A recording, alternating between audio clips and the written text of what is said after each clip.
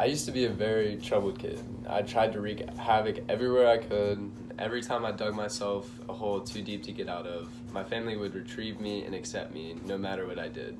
My whole family is very involved in my life. This, I believe, that my role models and others' role models shape people into who they are.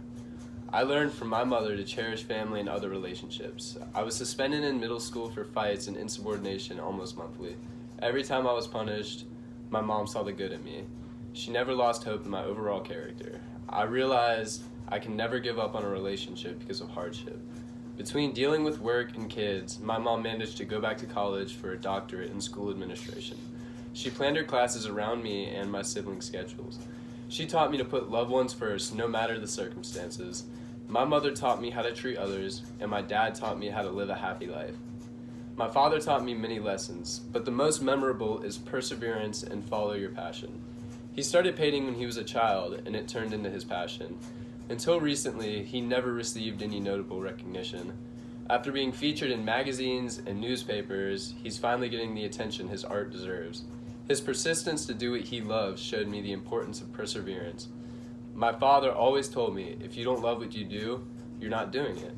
This expression is very dear to me because it means if you're not spending time doing something you love, then you're wasting your time.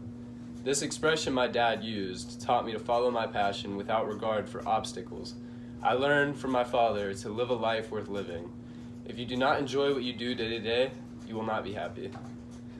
Through observing my grandfather, I learned to think about things before I do them, and a strong work ethic.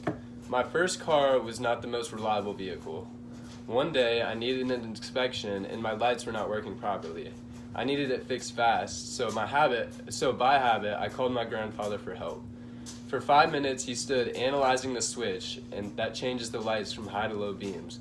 He threw some metal components together and fastened the cluster where the switch should be. I cranked my car up, and sure enough, the high beam shined out.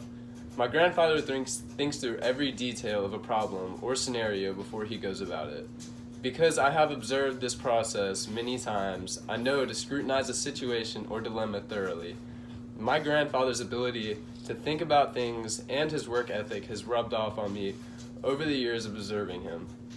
Through observing my mother, father, and grandfather, I learned that I am never helpless. I can apply what they have taught me in everyday life to be successful and happy.